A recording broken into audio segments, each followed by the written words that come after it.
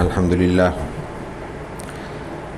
لله نحمده ونستعينه ونستغفره ونؤمن به ونتوكل عليه ونعوذ بالله من شرور أنفسنا ومن سيئات أعمالنا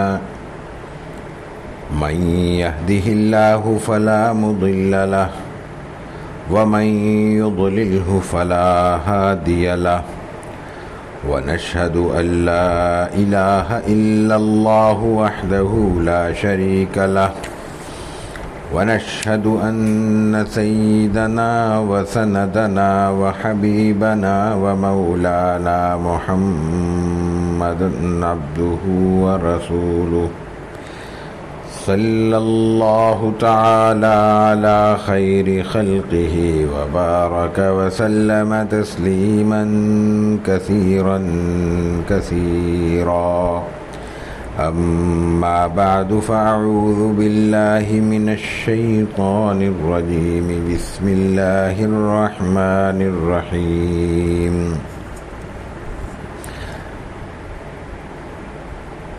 ألا لعنة الله على الظالمين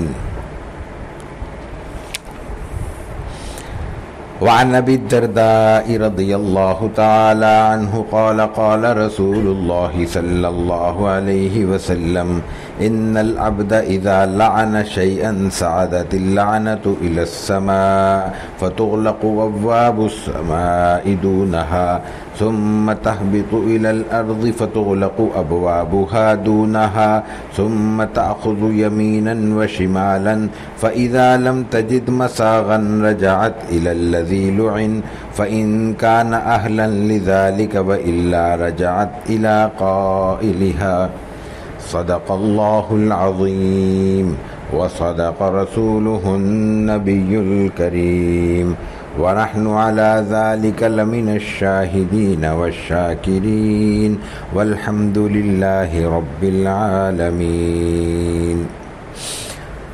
ہماری الحمدللہ یہ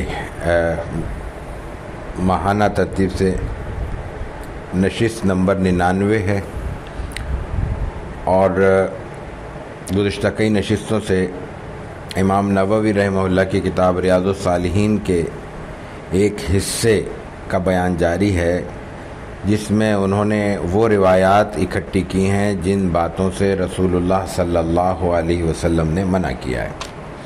کچھ کاموں کا حکم دیا ہے آپ نے، کچھ سے منع کیا ہے، تو ان میں وہ بیانات چل رہے ہیں جن میں آپ نے منع فرمایا ہے. تو گزشتہ نشست میں جھوٹ اور اس کے حوالے سے مختلف مضامین، مختلف پہلو بیان ہوئے تھے. اب یہ شاید ایک سے زائد نشستوں میں لعنت اور اس نوعیت کے احکامات جاری رہیں. تو آج کی پہلی روایت یہ اصل میں باب گزشتہ نشست سے جاری ہے.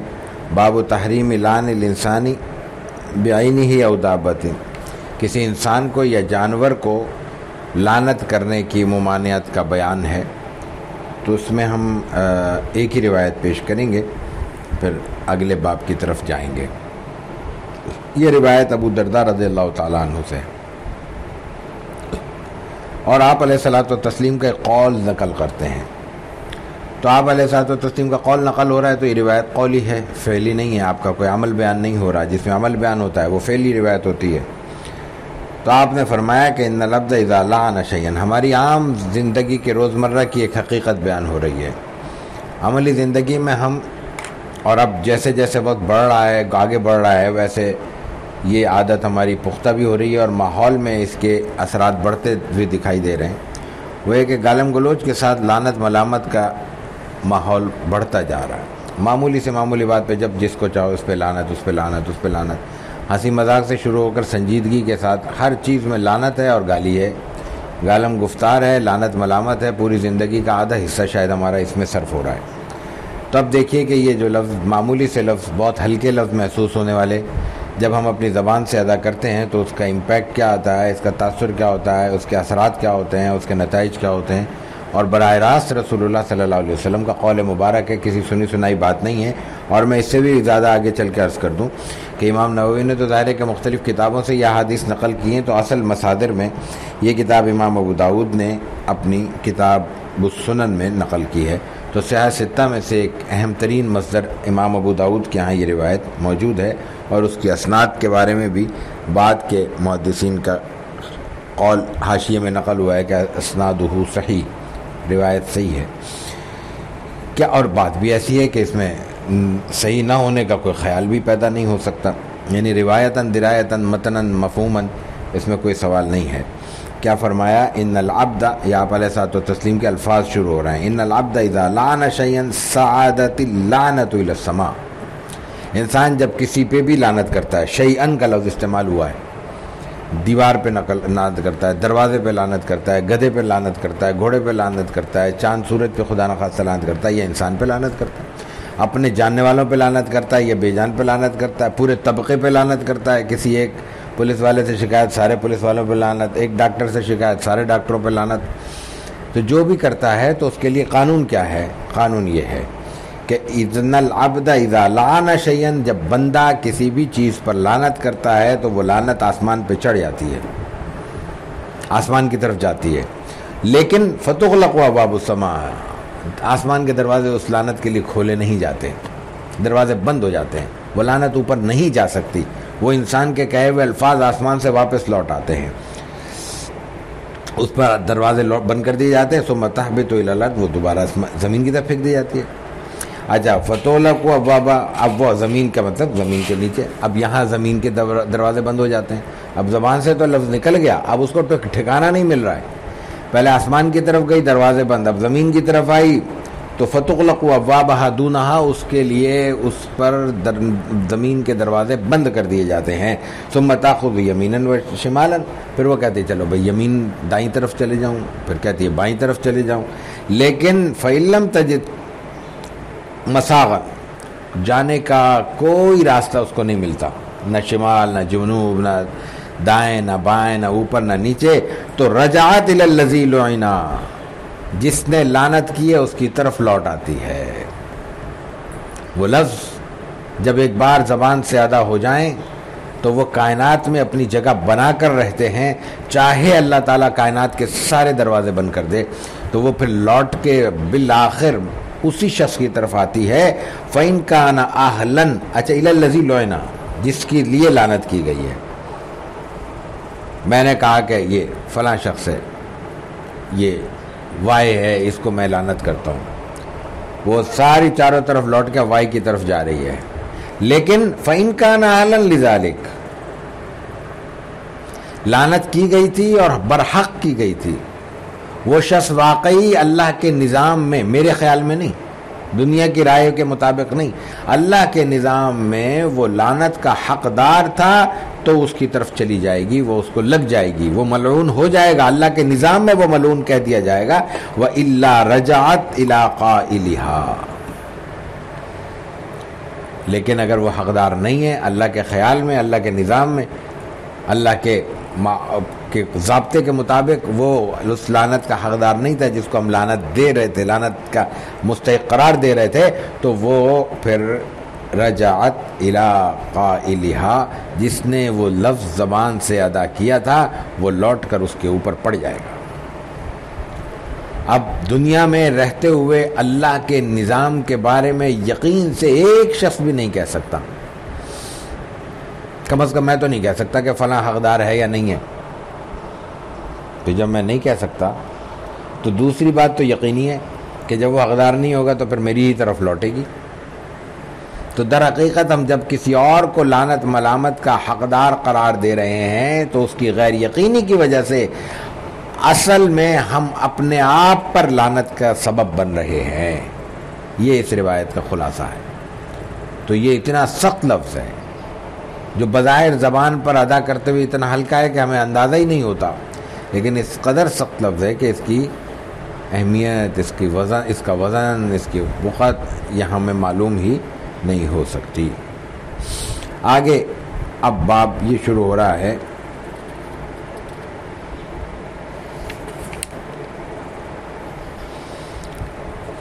کہ باب تحریم سب المسلم بغیر حق، کسی مسلمان کو بغیر ناحق گالی دینا. ابھی لعنت کی بات تھی، اب اس کا ذکر شروع ہوتا ہے. وعن ابن مسعود رضی اللہ تعالی عنہ قال قال رسول اللہ صلی اللہ علیہ وسلم سباب المسلم فسوق وقتالہ کفر. ابن مسعود رضی اللہ تعالیٰ، عبداللہ ابن مسعود رضی اللہ تعالیٰ عنہ بڑے جلیل القدر صحابی ہیں، فرماتے ہیں کہ آپ علیہ الصلوۃ والتسلیم نے فرمایا، دو لفظ ہیں سباب المسلم فسوق، ایک لفظ، دو لفظ ہو گئے اور دو لفظ آگے وقتالہ کفر. مسلمان کو گالی دینا فسوق ہے. وہ جو گالی صبح شام ہم تفریحاً بھی دے رہے ہیں، مزاحاً بھی دے رہے ہیں، معمولی سی بات پر بھی دے رہے ہیں، یہ رسول اللہ صلی اللہ علیہ وسلم کے الفاظ کے مطابق فسوق ہے. فسوق کیا ہے؟ فسق کی جمع. فسق کیا ہے؟ گناہ، گناہ کی آخری حد، گناہ کی آخری شکل، جس کے بعد انسان کو فاسق قرار دے دیا جاتا ہے. فاسق کون ہوتا ہے شریعت کی اصطلاح میں؟ وہ شخص ہے جس کی پھر گواہی تک معتبر نہیں ہے. گواہی کے لیے جو بطور امت پوری امت کا فریضہ ہے، قرآن کریم کے بیان کے مطابق تمام سابقہ امتوں پر یہ امت گواہ ہے، شہداء علی الناس ہے. یہ اس امت کا اعزاز اور مقام بیان کیا گیا قرآن کریم میں. اس مقام کا ایک چھوٹا سا حصہ ہے عام انسانی زندگی میں گواہی کی ضرورت پیش آئے تو گواہی دے دی جائے کہ بھائی یہ بندہ کرمنل نہیں ہے، اس معاملے میں اس کو شامل کیا جا رہا ہے، ملوث کیا جا رہا ہے، یہ ہم جانتے ہیں یہ بندہ نہیں ہے تھا. یا یہ کہ ہم گواہی دیتے ہیں کہ بھائی یہ صاحب جن پہ یہ آپ نے الزام لگایا ہے یا کسی نے مقدمہ کیا ہے، یہ فلاں روز میرے ساتھ تھے.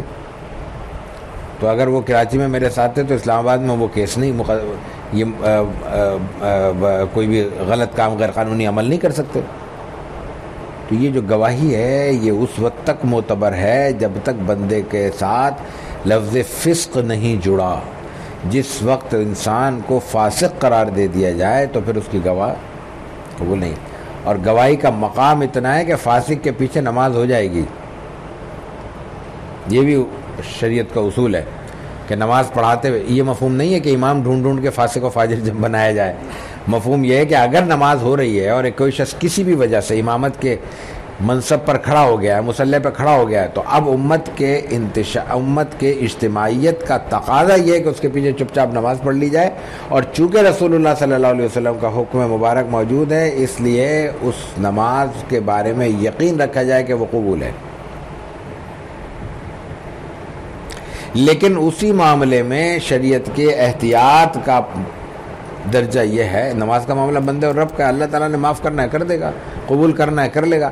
لیکن جہاں معاملہ کسی کے حق مارنے کا، وہ تو ہے ہی گناہ گار آدمی، فاسق ہے، جھوٹ بولتا ہے، وہ تو گواہی بھی جھوٹی دے دے گا. گواہی جھوٹی دے دے گا تو کسی کا حق مارا جائے گا. اس لیے طے کیا گیا ہے کہ گواہی کے معاملے میں فاسق کی گواہی قبول نہیں ہوگی. تو یہاں کیا کہا جا رہا ہے کہ اگر کوئی شخص مسلمانوں کو عام طور پر عام زندگی میں گالم گلوچ کے ساتھ مخاطب کرتا ہے وہ فاسق ہے. سباب المسلم فسوق، یہ ایک ٹکڑا ہوا ایک روایت کا ایک حصہ ہے چھوٹا سا. وقتالہ کفر، اور اس کے ساتھ مارنا نہیں. قتال کا معنی مارنا نہیں ہوتا، قتال کا معنی لڑنا ہوتا ہے، قتل کرنے میں معنی ہوتا ہے مارنا. تو یہاں قتل کرنا مراد نہیں ہے، قتل بھی مراد ہے، قتل بھی اس کا حصہ ہے، لیکن لڑائی، چاہے لڑائی قتل کی نوبت تک پہنچے یا نہ پہنچے، دونوں صورتوں میں قتالہ کفر. مسلمان کے ساتھ مسلمان کا لڑنا اس درجے خطرناک چیز ہے کہ اس کا ایمان تک سلب ہو سکتا ہے، اس کو کافر کہا گیا ہے. یہاں کافر کے معنی میں ظاہر ہے کہ براہ راست یہ نہیں مراد ہو سکتا کہ اس کو دائرہ اسلام سے نکل گیا، اس کو اپنا نکاح دوہرانا پڑے گا، اس کو اپنے دوسرے تقاضے پورے کرنے. نہیں، مطلب یہ ہے کہ وہ ناشکری کے اس مقام پر پہنچ چکا ہے کہ یقین یوں سمجھیے جیسے مسلمان ہی نہیں ہے. اصل میں کافر کہتے کس کو ہے؟ کافر اس انسان کو کہتے ہیں جو اپنے رب کی نعمتوں کو جھٹلانے میں اس درجے آگے بڑھ جائے کہ وہ ناشکری کی حد کر دے. وہ ناشکری کی جو حد ہے وہ کفر ہے. اس لیے قرآن کریم نے کفر کا لفظ ناشکری کے لیے استعمال کیا کثرت سے. کافروں کے لیے تو کیا ہی ہے. جب قل یا ایھا الکافرون کہتا ہے تو اس سے کوئی اور معنی مراد نہیں ہوتا, براہ راست کافر مراد ہوتے ہیں. لیکن جہاں نعمت کے مقابلے میں ناشکری کے معنی میں کفر کا لفظ آیا ہے تو وہاں یہی معنی مراد ہے. لئن شکرتم لازیدنکم ولئن کفرتم ان عذابی لشدید. اگر تم شکر ادا کرو گے میں لازیدنکم, نعمتوں میں اضافہ کر دوں گا. اب شکر کے معنی پہ بات ہو چکی ہے, وہ الگ موضوع ہے, کبھی پھر بات کریں گے. ولئن کفرتم, لیکن شکر کے مقابلے میں کوئی, اس سے مراد یہ نہیں کہ اللہ کا انکار کرو گے, نہیں. اس کا میرا معنی مراد ہے کہ اگر کفرتم, شکر کے مقابلے میں لفظ استعمال ہونے کی وجہ سے معنی ہے ناشکری کرو گے, شکر کا انکار کرو گے. یہاں کفر اللہ کا انکار نہیں ہے, اللہ کی نعمتوں کا انکار ہے. تو کفر اصل میں اللہ کی اعلیٰ ترین نعمتوں کا, جس میں سب سے بڑی نعمت اس کا انعام, اس کا ایمان ہے. تو ایمان کا جب انکار کرتا ہے تو وہ اصلی کافر ہوتا ہے. لیکن ایمان کے نیچے بھی تو اللہ تعالیٰ کی نعمتوں کی ایک لائن لگی ہوئی ہے جس کو انسان شمار تک نہیں کر سکتا. تو ان کا انکار بھی کفر ہے لغوی معنی میں. حقیقی معنی میں کفر وہ ہے جو اللہ کی وحدانیت کا, رسول اللہ صلی اللہ علیہ وسلم کی رسالت کا اور آخرت کے تصور کا انکار ہے. ٹھیک ہے. تو یہاں کیا فرمایا, وَقِتَالُهُ كُفْرٌ, کہ رسول اکرم صلی اللہ علیہ وسلم فرماتے ہیں کہ مومن کا مومن سے لڑائی کرنا, لڑنا, یہ ایک ناشکری کی شکل ہے. کیونکہ مومن کے لیے بھائی بنایا گیا ہے, المسلم اخو المسلم کہا گیا ہے. تو مومن جب مومن کے لیے بھائی ہے تو یہ اللہ کی نعمت ہے. اور جب ہم اس سے لڑ رہے ہیں تو اس کے بھائی ہونے کا انکار کر رہے ہیں. اور جب بھائی ہونے کا انکار کر رہے ہیں تو اس کا مطلب ہے اللہ کی نعمت کا انکار کر رہے ہیں. اللہ نے بھائی بنایا, تم دشمن بنا رہے ہو. تو جس کو جب تم نعمت کا انکار کرو گے تو اللہ تعالیٰ کی طرف سے کیا ہوگا, سزا ہوگی نا. تو سزا کیا ہے, الفاظ میں جو سزا بیان کی گئی ہے وہ یہ ہے کہ اس کو لڑنا, اس کے ساتھ لڑائی کرنا, یہ ناشکری کی آخری حد ہے, کفر تک پہنچا سکتی ہے. وعن ابی ذر رضی اللہ تعالی عنہ انہ سمع رسول اللہ صلی اللہ علیہ وسلم یقول لا يرمی رجل رجلا بالفسق او الكفر الا ارتدت علیہ اذ لم یکن صاحبہ کذلک. یہی بات دوسرے معنی, دوسرے الفاظ میں, دوسری تعبیر کے ساتھ, دوسرے ترکیب میں بیان ہوئی ہے. اب یہ حضرت ابو ذر غفاری رضی اللہ تعالیٰ عنہ سے مروی ہے. وہ کہتے ہیں کہ میں نے رسول اکرم صلی اللہ علیہ وسلم کو یہ فرماتے ہوئے سنا کہ لا یرمی رجل رجلا بالفسق او الکفر, اگر کوئی شخص کسی دوسرے شخص کو فاسق کہتا ہے یا کافر کہتا ہے, یہ ہماری عام زندگی ہے. کسی کے ایمان ماننے کو ہم تیار نہیں ہیں, کسی کے کفر ماننے کو, کسی کو ہم نیک ماننے کو تیار نہیں ہیں اپنے سوا. ہر آدمی ہمیں کافر نظر آتا ہے یا کم از کم گناہ گار تو نظر آتا ہی ہے. گناہ گار کا مطلب فاسق ہے. تو لا یرمی رجل رجلا, گناہ گار کے دو مفہوم یاد رکھیے گا, ذہن میں ہونے چاہیے ہمیں, تاکہ یہ ساری تفصیلات اپنی اصل جگہ پر بیٹھ سکیں. ایک ہے وہ گناہ گار کا وہ مفہوم جو ایک بشریت کا خاصہ ہے, یعنی کسی بھی وقت کسی بھی شخص سے گناہ کا صادر ہو جانا, یا اصل اللہ تعالیٰ کی پسند کے اور اس کی مرضی کے خلاف کوئی ہمارے وجود سے کوئی عمل صادر ہو جانا, وہ بشریت کا خاصہ ہے. انسان چونکہ جامع بشریت میں پیدا کیا گیا ہے, اس لیے یہ ممکن نہیں ہے کہ وہ معصوم ہو سکے. آپ علیہ الصلوۃ والتسلیم پہلے بار بار عرض کر چکے ہیں کہ جیسے خاتم النبیین ہے ویسے خاتم المعصومین بھی ہیں اہل سنت کے عقیدے کے مطابق. تو آپ کے بعد غلطی کسی بھی شخص سے ہو سکتی ہے. اللہ کرم فرمائے نہ ہو پوری زندگی کسی سے غلطی, نہ ہو, اللہ کا انعام ہے. لیکن یہ کہنا کہ اس سے غلطی ہو نہیں سکتی, یہ جملہ ہی غلط ہے. بڑے سے بڑے شخص آپ علیہ الصلوۃ والتسلیم کے بعد بڑے سے بڑی شخصیت کے لیے بھی یہ لفظ استعمال نہیں کیا جا سکتا. ہاں اللہ کا کرم بہتوں پہ ہوا ہے, اور وہ کرم اس کے اپنے معاملات ہیں, اس کے اپنے تقاضے ہیں, وہ اللہ جانے بندہ جانے. یہ مفہوم بھی نہیں ہے کہ ہمارا آدمی کو چن چن کے غلط یہ تصور رکھے کہ یہ بھی گناہ گار ہوگا کیونکہ انسان ہے, یہ بھی گناہ گار ہوگا انسان ہے. نہیں, اللہ کی مرضی, بچا لیا. لیکن گناہ ہو سکتا ہے. سانس کے آخری لمحے تک کسی سے بھی کوئی غلطی صادر ہو سکتی ہے, یہ معمولی بات ہے. لیکن محض گناہ ہو جانا یہ کوئی بات نہیں ہے. غلطی ہوئی, اس نے ندامت کا اظہار کیا, اللہ نے معاف کر دیا, یا غلطی کا ازالہ کر لیا. اب غلطی اگر ذات تک ہے حقوق اللہ تک ہے تو محض نادم ہو جانا کافی ہے، یہی توبہ ہے. اور اگر وہ بندہ کسی اور کے حق کی ادائیگی میں کوئی کوتاہی میں مبتلا ہو گیا تو وہ حق ادا کر دے، صاف ہو جائے گا معاملہ. تو یہ تو گناہ کا معاملہ الگ ہے. یہاں جو مراد ہو رہا ہے گناہ کا، وہ عمومی گناہ ہے کہ گناہ عادت بن جائے، طبیعت بن جائے، مزاج بن جائے اور وہ نظر آنے لگے لوگوں کو، لوگوں میں معروف ہونے لگے. تو یہ اصل چیز بتائی گئی ہے کہ آپ علیہ الصلوۃ والتسلیم نے فرمایا کہ اگر کوئی شخص ایسے گناہوں کی طرف کسی کو منسوب کرتا ہے، کہتا ہے یہ فلاں گناہ گار ہے، یہ تو یہ معاملہ کرتا ہے، اس کے ساتھ تو یہ غلطی وابستہ ہے، یا جنرلی کہتا ہے یہ کرپٹ آدمی ہے، گناہ یہ فلاں ہے. تو جس شخص کو بھی کوئی شخص کہتا ہے کہ یہ گناہ گار ہے، فاسق ہے یا کافر ہے، یہاں کافر کا اصلی معنی مراد ہے، تو الا ارتدت علیہ ان لم یکن صاحبہ کذالک. اب جب کہنے والے نے یہ بات کہہ دی تو یہ بات خود اسی کی طرف لوٹ کر آئے گی، اللہ کے نظام میں وہ بات اسی کے لیے ہو جائے گی، سوائے ایک صورت کے کہ ان لم یکن صاحبہ کذالک، جبکہ وہ بندہ جس کے لیے یہ بات کہی گئی ہے وہ ایسا نہ ہو. اب پھر وہی بات آ جاتی ہے کہ ہمارا اپنے بارے میں ایک یقین رکھنا کہ ہم سے گناہ سرزد ہوئے، یہ تو آدمی کو علم ہے، میں اپنے بارے میں جانتا ہوں، ہر شخص اپنے بارے میں فیصلہ کر سکتا ہے، لیکن میں کسی اور کے بارے میں یقین سے نہیں کہہ سکتا. جو کچھ ہوگا وہ تاثر ہوگا، پرسیپشن ہوگا. تاثر یقین کے خلاف ہے. اور شریعت کا ایک اصول اور بھی ہے کہ یقین کو کسی شک کی بنیاد پر ختم نہیں کیا جا سکتا. یقین ہے، حتمی ہے. مثلا میں ایک مثال دیتا ہوں، میرے کپڑے پاک ہیں، پاک حیثیت سے میں یہاں بیٹھا ہوں. اب یہ چونکہ مجھے یقین ہے کہ یہ کپڑے پاک ہیں، اب یہ میلے ہو گئے، میں نے ایک دن پہن لیے، نہیں بھی میلے ہوئے تو عادت ہے ہم لوگوں کی بھائی روزانہ بدلتے، نظافت کا تقاضا بھی ہے، آدمی بدل سکتا ہے، تبدیل کرے.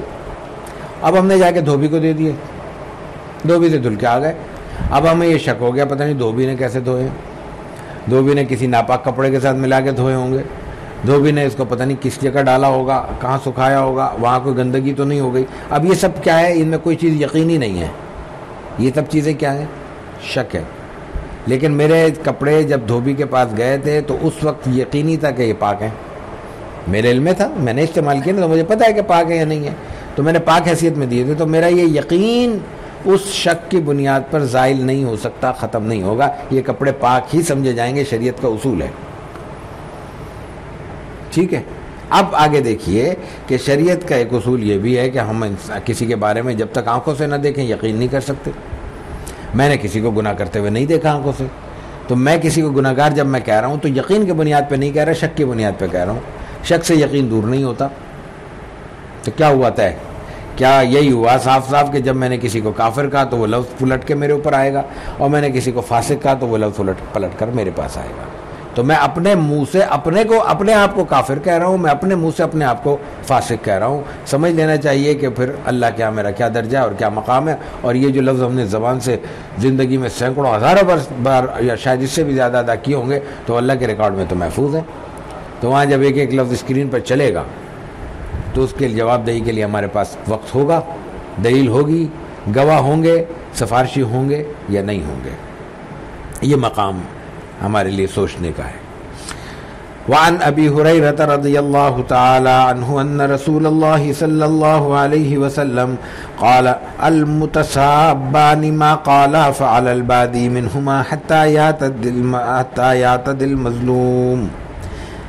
یہ ابو ہریرہ رضی اللہ تعالیٰ عنہ کی روایت ہے. یہ امام مسلم نے بھی نقل کی ہے، امام ابو داؤد نے بھی نقل کی ہے، امام ترمذی نے بھی نقل کی ہے، امام احمد نے بھی نقل کی ہے کہ آپ علیہ الصلوۃ والتسلیم نے فرمایا کہ دو افراد اگر گالم گلوچ کر رہے ہیں، دو آدمی دیکھ رہے ہیں ہم لگے ہوئے ہیں، یہ اس کو گالی دے رہا ہے اس کو، اچھا ہم پہنچے ہیں درمیان سے، ہمیں نہیں پتہ کہ شروع کس نے کیا ہے، تو ما قالا فعل البادی منہما، تو جو کچھ گالم گلوچ ہو رہا ہے اس کا جس نے آغاز کیا ہے سارا گناہ اس پر ہے. لیکن اس میں بھی دیکھیں شریعت نے عدل کا کتنا خیال رکھا ہے، حتیٰ یعتد المظلوم، جب تک کہ مظلوم زیادتی نہ کرے.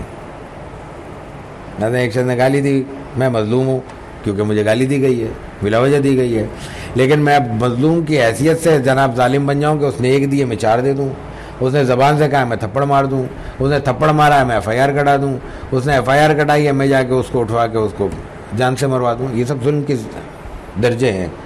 لہجہ بلہجہ آگے بڑھتا ہے آدمی.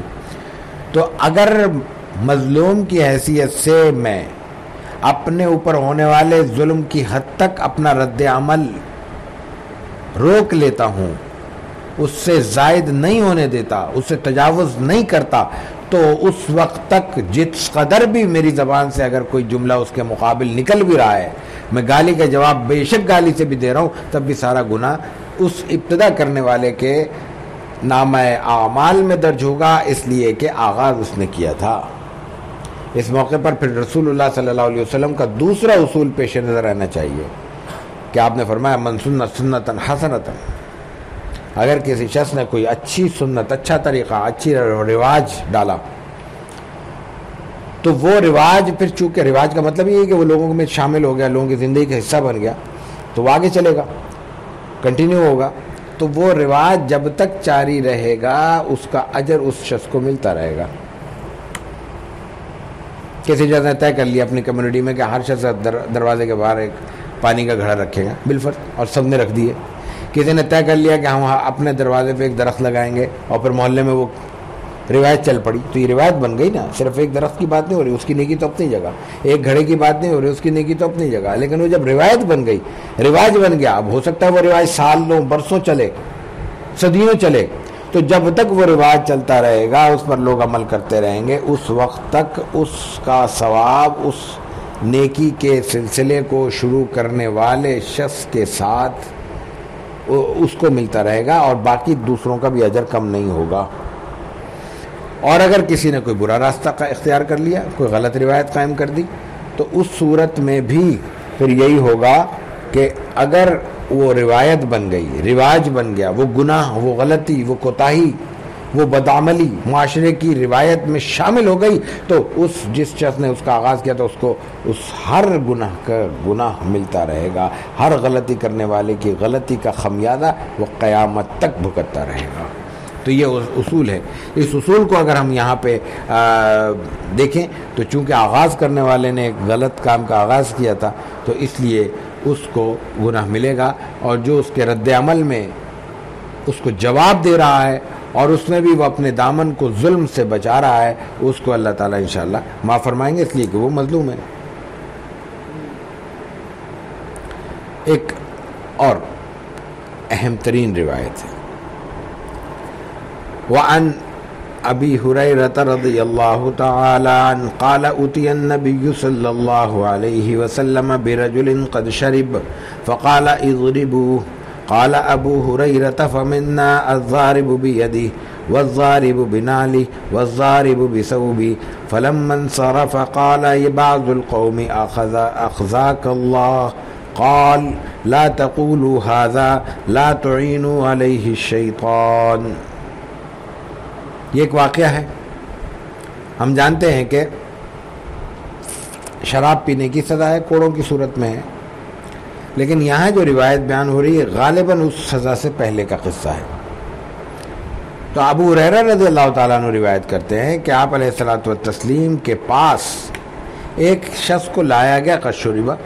اب یہاں دیکھیے کہ یہ عہد نبوی ہے، صحابہ کرام ہیں، سب ظاہر وہ مسلمان ہوگا، غیر مسلم پہ تو اطلاق نہیں ہوتا. صحابی ہوگا، آپ سے حالت ایمان میں ملا ہوگا، اس کے باوجود اس سے غلطی ہو گئی، تو محض غلطی ہونے سے اس کا وہ مقام نہیں تبدیل ہوا. صحابی کو جو عمومی طور پر مقام و قدر و منزلت حاصل ہے وہ برقرار رہی. تو ہم بعض اوقات محض اس بنیاد پر اپنے آپ کو اپنی نظروں میں گرا رہے ہوتے ہیں کہ ہم تو گناہ گار لوگ ہیں. وہ ہیں تو گناہ گار ہیں، تو کیا ہوا، انسان ہے نا، تو انسان اور گناہ گار نہ ہو، یہ کیا بات ہوئی. گناہ پہ اصرار نہ ہو، غلطی ہو گئی معافی مانگ لی، کوتاہی ہو گئی ازالہ کر دیا، بس. گناہ جیسے گناہ سے ڈرنا شرط ہے، گناہ سے چوکس رہنا شرط ہے، ویسے گناہ کو سوار نہ کرنا بھی ضروری ہے. گناہ کا اپنے اوپر مسلط کر لینا، اپنے آپ پہ گناہ گاری کے تصور کو طاری کر لینا، یہ بھی انسان کو ناکارہ بناتا ہے. ہمارا کیا ہوگا، ہم تو کچھ بھی. یہ جب انسان کہتا ہے کہ ہم کیا ہے اتنے گناہ کر لیے، اور صحیح یہ جو گناہ پہ انسان جری ہوتا ہے یہ اس وقت ہوتا ہے جب گناہ کو اپنے اوپر طاری کر لیتا ہے، یہ سوچنے لگتا ہے ہم گناہ گار ہیں. اور اس کے برعکس ایک اور کیفیت بھی ہمارے لیے خطرناک ہے، وہ کہ نیکی اپنے اوپر طاری کر لی جائے کہ ہم نیک ہیں. یہ بہرحال اس سے زیادہ خطرناک ہے جتنا خطرناک ہمارا اپنے آپ کو گناہ گار سمجھنا ہے.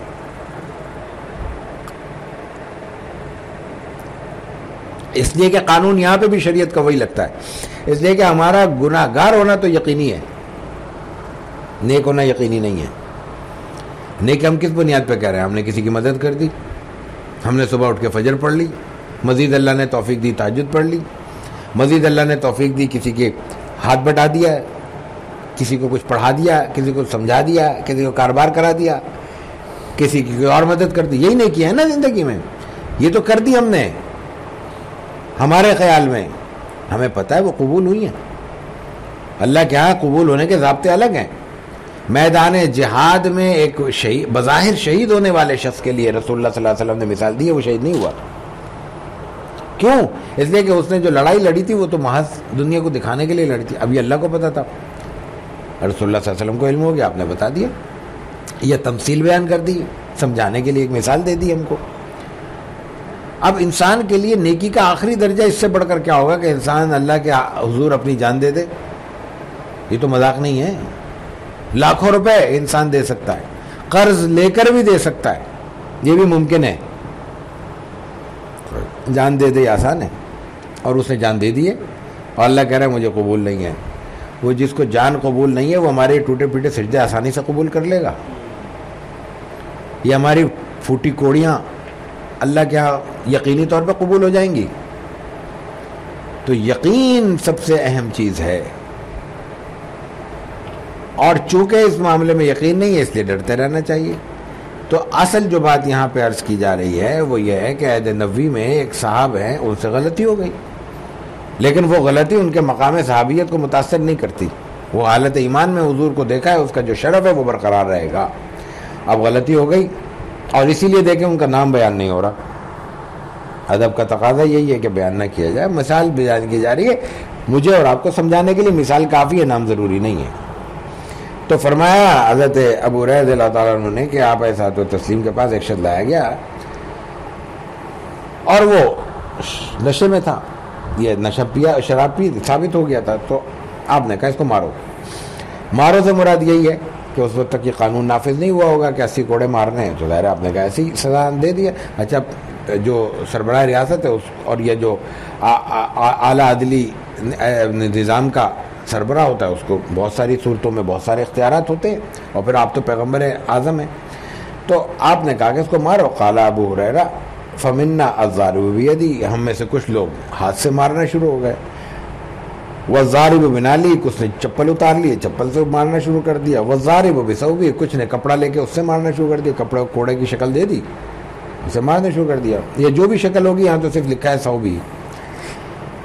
اچھا، مار لیا. بس جب دیکھا ہوگا حضور نے کہ بھئی اس کی پٹائی ٹھیک ہو گئی ہے، اس کو سبق مل گیا ہے، اس کو گوتائی کا احساس ہو گیا ہے، غلطی کی طرف متنبہ ہو گیا ہے، تو فلم منصرف لوٹ گیا، وہ اس کو چھوڑ دیا، وہ جانے لگا.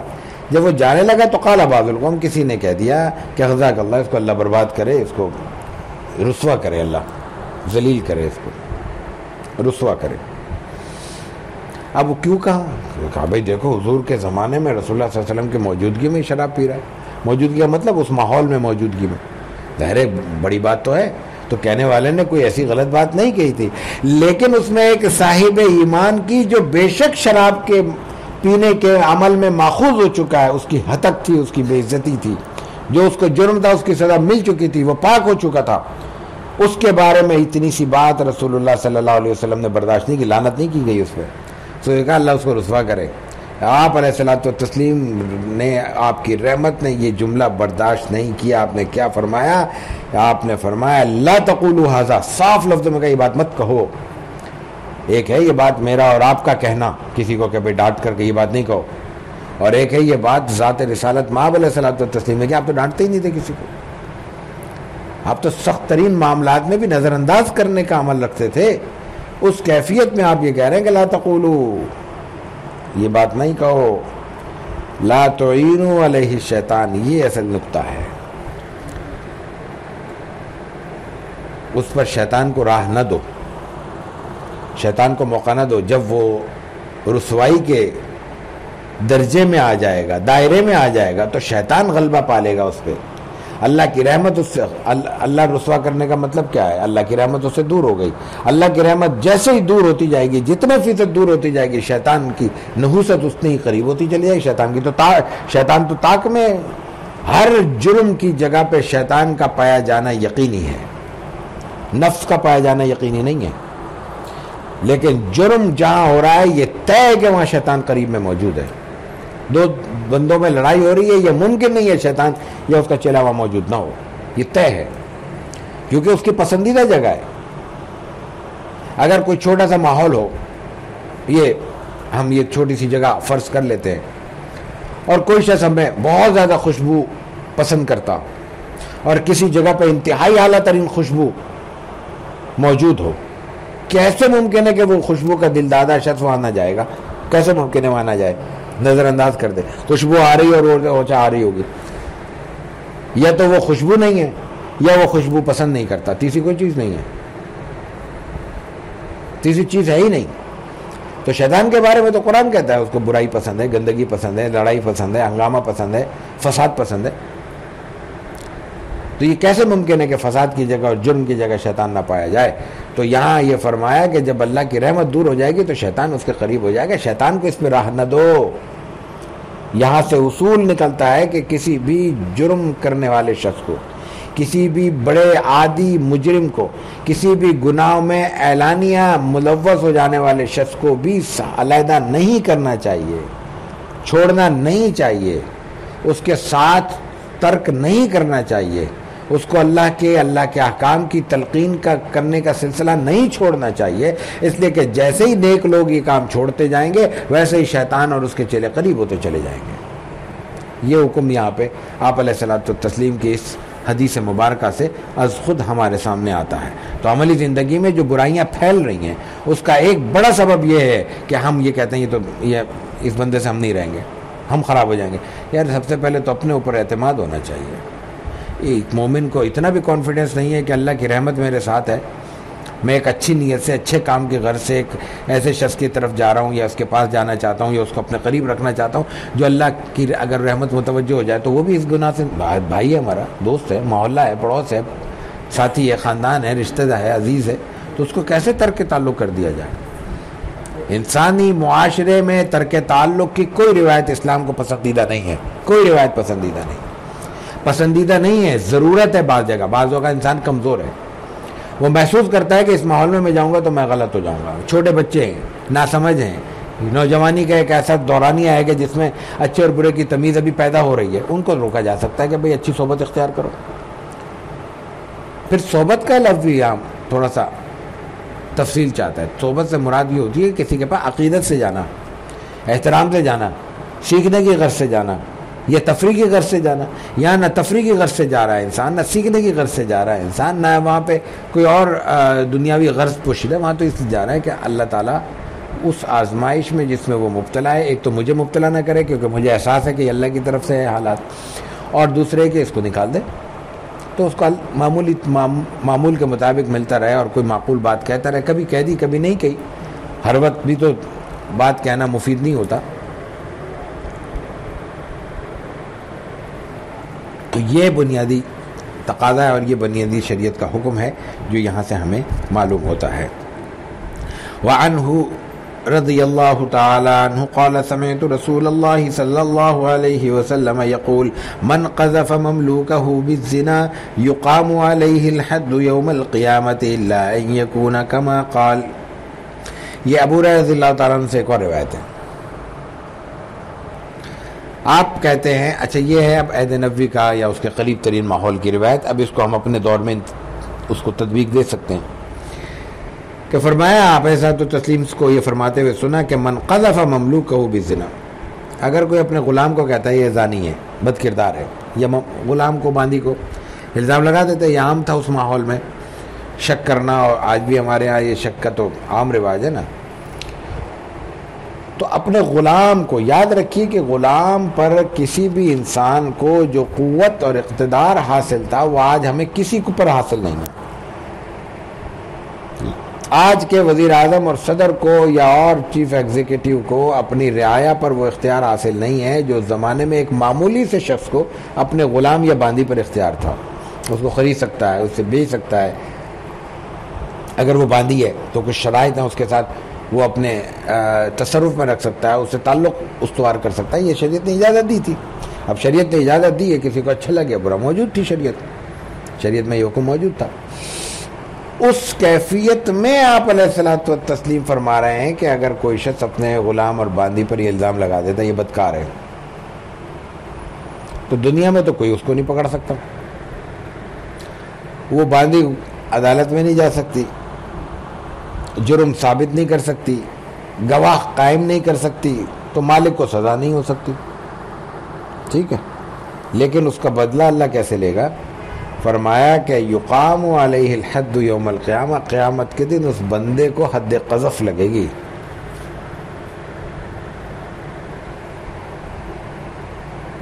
حد قذف تہمت کی حد. دنیا میں اگر کسی شخص پہ کوئی یہ کہہ دے کہ یہ بدکار ہے اور ثابت نہ کر سکے تو یہ نہیں ہے کہ ثابت کرنے پر اس کو بدکاری کی سزا ملے گی, نہیں, ثابت نہ کرنے پر اس کو سو کوڑے ملیں گے کہ اس نے تہمت لگائی ایک عام آدمی. کیسے مذاق تھوڑی ہے کسی مسلم معاشرے میں یہ کہہ دینا کہ یہ بدکار ہے, سزا ملے گی. یہ جو ہم صبح شام سوشل میڈیا پہ ایک دوسرے کو گالیاں دیتے ہیں اور پھر یہ کہتے ہیں پاکستان میں اسلام نافذ نہیں ہو رہا. اگر اسلام کا مطلب یہی 2-4 سزائیں ہیں تو بتائیں بچے گا کون؟ سوشل میڈیا کی گواہی معتبر ہوگی, سب کے اسکرین شاٹ جمع ہوں گے اور سب لائن میں لگے ہوئے ہوں گے, کوڑے کھا رہے ہوں گے.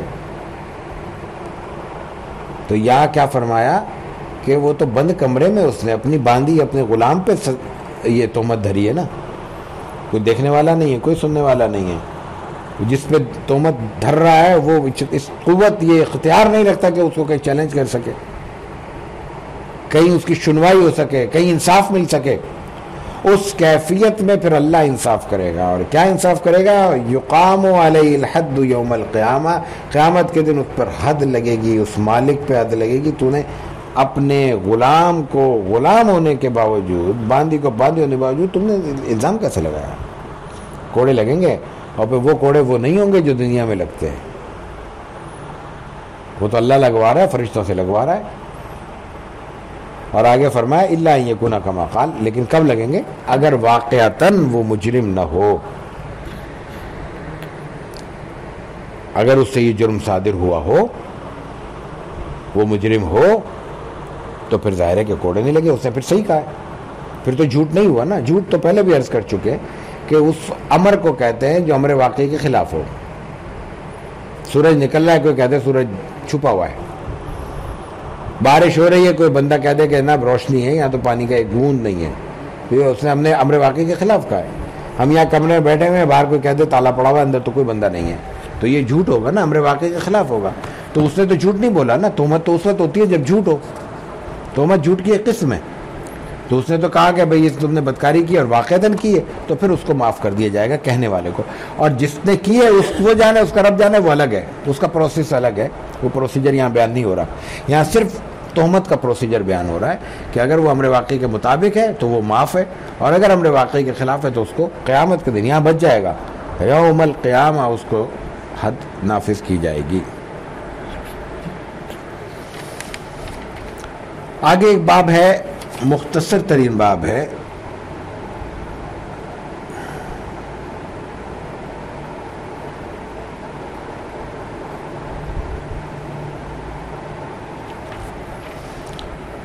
بہت اہم بات ہے. اس باب کا عنوان ہے باب تحریم سب الاموات بغیر حق و مصلحت شریعت. وعن عائشة رضی اللہ تعالی عنہ قالت قال رسول اللہ صلی اللہ علیہ وسلم لا تسبوا الاموات فإنهم قد افضوا الى ما قدموا. حضرت عائشہ صدیقہ رضی اللہ تعالی عنہ فرماتی ہیں کہ آپ علیہ الصلوۃ والتسلیم نے فرمایا کہ لا تسبوا الاموات, اس میں کوئی قید نہیں ہے چھوٹے بڑے کی, نیک بدکار کی, عالم غیر عالم کی, سیاسی غیر سیاسی کی. ہر مرنے والے کے لیے ایک ہی حکم ہے کہ اس کو گالی مت دو. یہ نہیں کہا گیا کہ بروں کو گالی دے سکتے ہو نیکوں کو نہیں دے سکتے. یہاں یہ شرط نہیں لگ رہی کہ اگر گالی دے رہے ہو اور وہ برا ہے تو اللہ تعالیٰ معاف کر دے گا, نہیں کہا جا رہا. یہ یہاں صرف ایک بات کہی جا رہی ہے, مرنے والے کو گالی مت دو. فَإِنَّهُمْ قَدْ أَفْضَوْا إِلَىٰ مَا قَدَّمُوا, جو کچھ وہ بھیج چکے ہیں وہاں وہ پہنچ چکے ہیں. زندگی بھر انہوں نے آگے جو کچھ بھیجا تھا اس کے پاس وہ پہنچ چکے ہیں. یعنی دونوں صورتیں ہیں, برائیاں بھیجی تھی, برائیوں کے پاس وہ پہنچ گئے, وہ جانے رب جانے پہنچ گئے, اللہ میاں کے پاس حساب موجود ہے, ہو جائے گا حساب. برا ہے نا, انجام کا پہنچ جائے گا. ظالم ہے نا, اللہ اس سے بدلہ لے لے گا. گناہگار ہے نا, اللہ تعالیٰ سزا دے دے گا. ختم, میرا تو مسئلہ ہی نہیں ہے.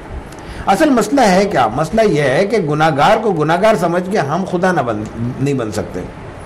بس گناہ, میں نے کہا یہ گناہگار ہے, ہوگا تو کس کا گناہگار ہے؟ میرا نہیں, اللہ کا گناہگار ہے نا.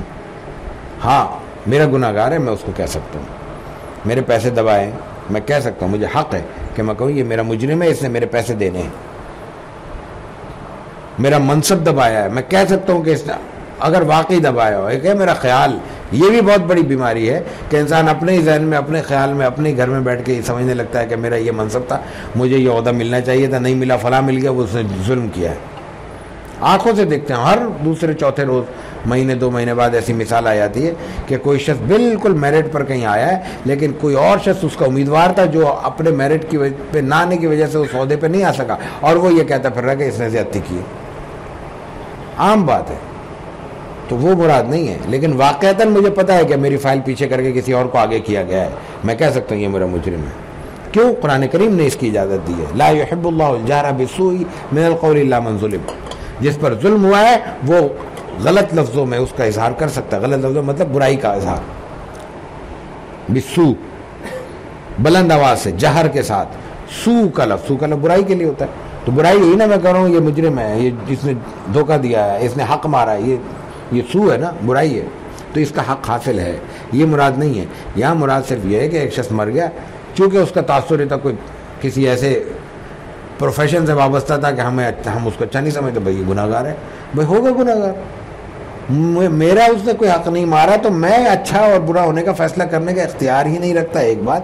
دوسری بات, یہ اصول جو حضرت عائشہ صدیقہ رضی اللہ تعالیٰ عنہ حضور اکرم صلی اللہ علیہ وسلم سے یہاں بیان کر رہی ہیں کہ وہ چونکہ اللہ کے پاس پہنچ چکا, جو کچھ اس نے بھیجا تھا اچھا, جو کچھ اس نے بھیجا تھا برا, وہ سب اللہ تعالیٰ کے پاس محفوظ ہے, یہ اللہ کے پاس جا چکا ہے. اس لیے لا تسبوا الاموات, اب آپ اموات کو برا بلا کہنے کا حق نہیں رکھتے.